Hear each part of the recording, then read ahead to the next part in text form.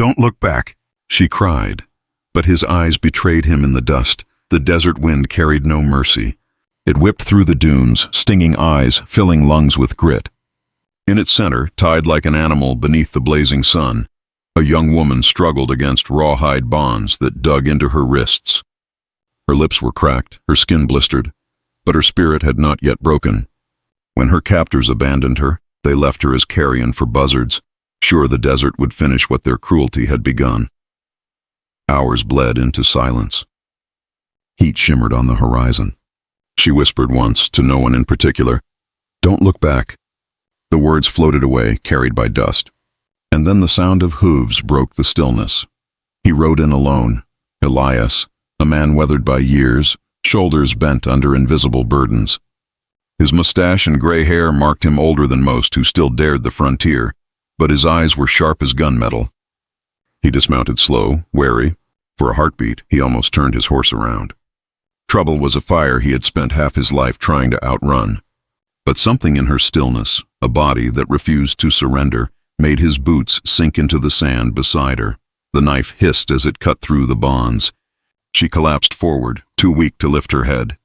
He caught her before she hit the ground, his calloused hands gentle against her bruised shoulders. Her breath was shallow, but her eyes, brown, wide, trembling, met his. "Don't look back," she gasped again, fierce despite her weakness. Elias frowned. Don't look back at what? At who? Questions pressed against his throat, but the desert was no place for answers. He laid her across his horse, swung up behind, and kicked the animal forward. The horizon stretched empty, but Elias felt eyes in the dunes, shadows that moved when the wind did not. He didn't look back, though every instinct screamed to. Her warning hung between them, heavier than the heat. They rode until the sun sagged crimson behind the mesas. Each hoofbeat echoed louder than a drum, and every pause in the wind carried the weight of pursuit. Elias muttered to himself, as if trying to outrun the unease. "You damn fool. This ain't your fight." Yet he tightened his arm around her limp frame all the same. Behind them, faint in the distance, a dust plume rose where riders followed. The cabin by Ashwood Creek was little more than a frame of logs chinked with clay, tucked beneath a stand of cottonwoods where the water sang low over stones. It had been Elias's refuge for years, out of sight, out of mind, the kind of place where a man could live with his ghosts and no one asked questions. Now it was no longer his alone. He carried her inside, laying her gently on the narrow bed that had known only his weariness until this night. She stirred faintly, whispering something too broken to understand. Elias set a tin cup of creek water on the table, then soaked a rag to press against her lips. She drank greedily, choking, then falling back with eyes wet from more than thirst. "You'll live," he muttered. Though his voice trembled, the cabin filled with small sounds, the crackle of fire he coaxed from half-dry kindling, the wheeze of her breath, the slow whistle of the wind outside. Elias cleaned her wounds as best he could, wrapping torn flesh with strips of cloth cut from his only spare shirt. His hands were rough, but he worked with the tenderness of a man mending something long broken in himself. Outside, the night spread wide. Coyotes howled far off, and deeper in that stillness came something else, the muffled thunder of hooves rolling through the earth. Elias froze, every muscle listening. They weren't close, not yet, but the sound didn't belong to wild mustangs. Men were riding, hunting. He set down the rag, jaw tight. By taking her in, he had already made enemies. Maybe the same riders he once crossed, men who remembered debts in blood. Maybe someone worse. He glanced at her face, pale, weary, yet still burning with a stubborn light, and almost asked the question, "Who are they?" But she drifted into sleep before the words could leave him. He stepped outside, closing the door soft. The cottonwoods whispered with the creek, but his eyes fixed on the trail that cut across the valley. Dust rose faint, like breath against the moon. They would find his tracks soon. He thought of her warning, "Don't look back," but Elias had never been good at leaving trouble behind. The old rifle by the door leaned heavy in his grip. He ran a hand over its worn wood, as if steadying not just the gun but his own resolve. Tomorrow would not be quiet. The next day dawned gray, the kind of light that makes a man feel the world is holding its breath. Elias stepped out early, fetched water from the creek, and chopped wood until his shoulders ached. Every chore became a rhythm to steady his nerves. But when he returned, the cabin was no longer silent.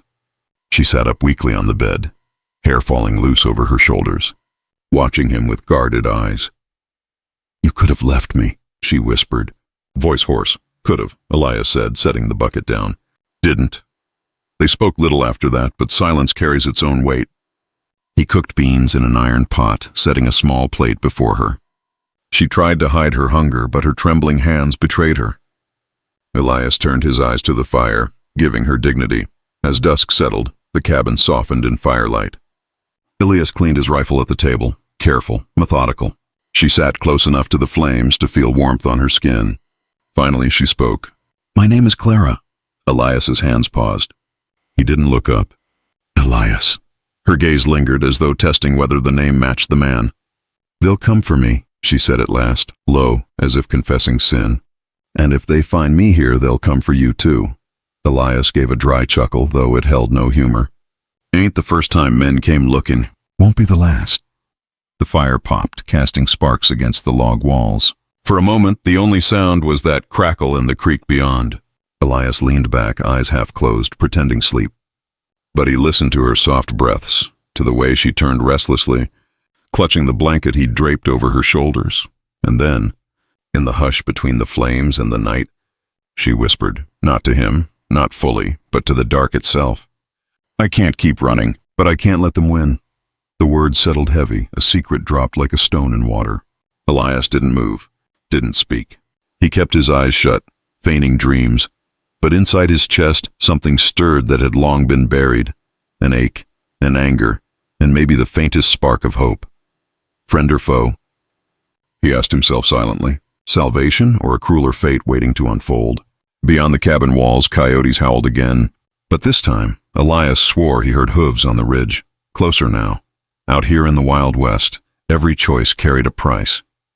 Elias had taken her in, and by doing so, made enemies that were already closing in. If this tale has gripped you so far, don't just ride past it. Hit that subscribe button and join us for more stories of survival, betrayal, and love, because the next twist may change everything. Moonlight spilled across the valley, silvering the cottonwoods and laying bare the tracks Elias had prayed would stay hidden. He crouched low, fingertips brushing the dirt where fresh prints cut sharp into the soil. Too many hooves for wild strays. Organized, purposeful, riders closing in. He rose slowly, rifle slung across his shoulder. The night was quiet, but not still. Quiet the way a rattlesnake is before it strikes. Clara stood in the doorway of the cabin, blanket around her shoulders, her eyes reflecting the pale glow. "They've found us, haven't they?" she whispered. Elias didn't answer. He didn't need to. His silence was enough. Together they moved back inside. He lit no lamps, letting only the fire's dying embers glow. She watched as he checked his revolver, reloaded shells into the rifle, each movement deliberate, steady. But his jaw was tight, his eyes restless. "You don't have to stay," she said suddenly, her voice sharp with desperation. "If you ride out now, they'll follow me, not you. You've already done enough." Elias looked at her then, truly looked. The bruises on her skin, the tremor in her hands, the way she held her chin high despite it all. His voice was low, roughened by years of dust and regret. "I buried too many good folks by turning away. I ain't about to add you to the list." A sound cracked through the night, wood splintering as if a branch had snapped under weight. Elias froze. He moved to the window, lifting the curtain just enough to see. Shadowed figures shifted on the ridge, their outlines blurred by moonlight and dust. And among them a shape he knew too well. A broad frame, hat low, riding a horse with a limp gait. His gut turned cold. "Carver," he muttered. Clara stiffened. "You know him?" Elias didn't look away. His voice dropped like a stone into the dark. "Used to ride with him? Long time ago." The truth was heavier than the rifle in his hands. Carver had been his closest ally once, before greed and blood split the trail between them. Now, fate had dragged that past straight to his doorstep. He let the curtain fall, shoulders squared. "It ain't just you they're here for, Clara. Tonight, they're hunting me too." The howl of a coyote cut sharp through the silence, and the riders answered with a whistle, a signal, clear and deadly. The hunt had begun.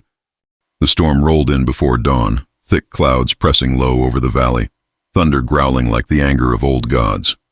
Elias stood at the cabin door, rifle steady, eyes fixed on the ridge where shapes moved in the dark.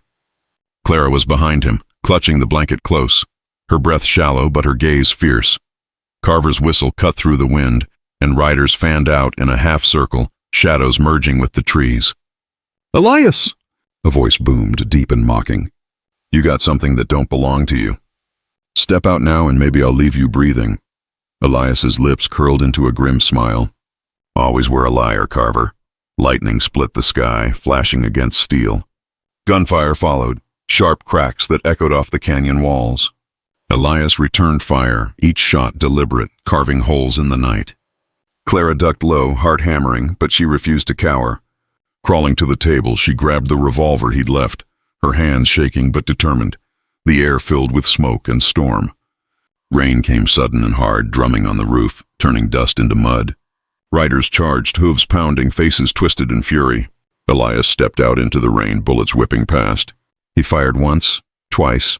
2 men dropped, horses screaming as they bolted, but Carver remained looming on his lame horse, a shadow that no storm could wash away. He dismounted slow, shotgun in hand, eyes locked on Elias.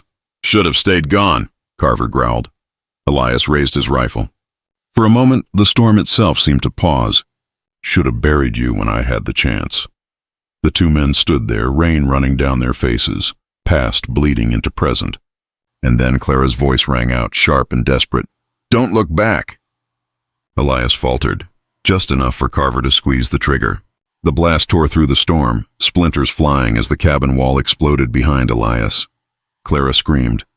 Elias dropped his rifle, drawing the revolver from her hand in one swift motion. He fired once. The shot echoed like thunder. Carver staggered, eyes wide with shock, before crumpling into the mud. Silence followed, broken only by the roar of rain. Elias stood over him, chest heaving. He didn't look back, at Carver, at the men who fled, at the trail of blood behind them. Instead, he turned to Clara, who stared at him through the downpour, her face streaked with tears and rain. They had survived, but survival carried a price. The past was gone, washed into the mud. Ahead lay only the unknown. Elias reached for her hand, rough and trembling. "Come on," he whispered. "We ride forward." No looking back. And in the storm's gray light, dust turned to rain, and 2 souls scarred by the west walked into a future neither had dared to imagine. The storm had passed, but scars remained. In the west, love was scarcer than water, yet somehow it always found a way. If Clara's courage and Elias's stand stirred something inside you, don't just leave this story in the dust. Like this video, subscribe and ring the bell so you'll never miss another tale where the desert tests the heart and the heart fights back.